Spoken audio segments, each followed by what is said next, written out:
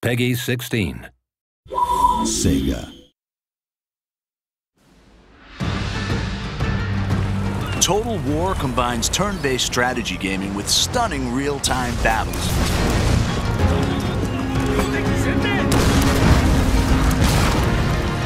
Players take command of nations, armies, and generals as they battle for ultimate victory. With breathtaking detail and unparalleled historical accuracy, Total War allows the player to recreate and change the course of history.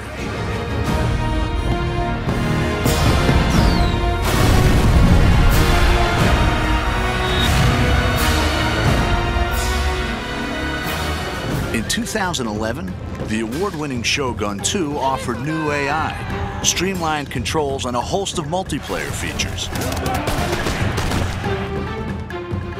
In the Fall of the Samurai standalone expansion, the Creative Assembly have created the largest expansion pack ever for a Total War game.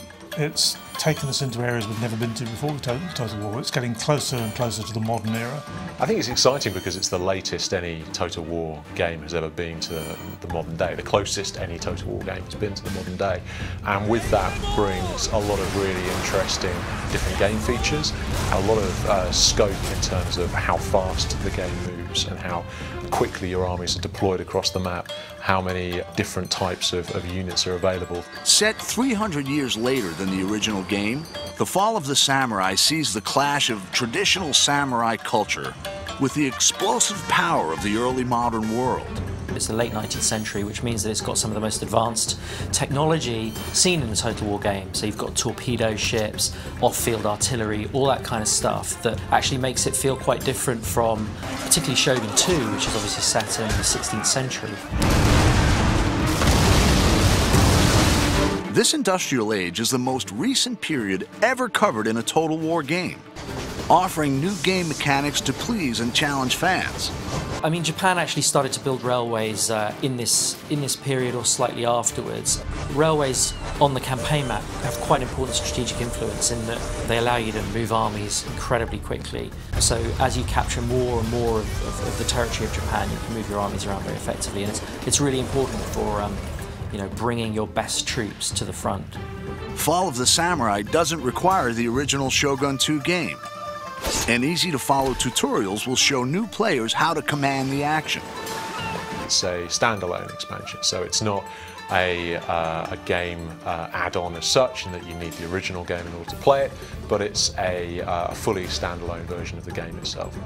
The game begins with the Boshin War in 1869, a dramatic turning point in Japanese history. The ruling shogunate is trading with the West, allowing new ideas to change Japan. Growing unrest ignites rebellion, which threatens to overthrow the shogun and restore the emperor to power for the first time in 600 years. The shogunate had ruled Japan for hundreds of years, since the time of Shogun 2. But people were getting more and more agitated as the shogunate kind of opened up Japan to foreign influence. And so there was a movement called Revere the Emperor, Expel the Barbarians. And it eventually sort of boiled up into full-blown rebellion where whole domains rise up and try and overthrow the shogunate. The player chooses a clan and decides whether to remain loyal to the shogun or to fight for the emperor. Every clan has their own unique strengths and challenges, civilian, diplomatic, or military. Each faction within an allegiance has its own clan trait, which gives it a very specific play style. Like you might have one who is more open to modernization or trade, in which case they'll have access to cheaper modern units, more money from trade with Western powers, or you may have some who are just the opposite. In the next trailer, we'll find out how the campaign and the real-time battles have been reimagined and redefined.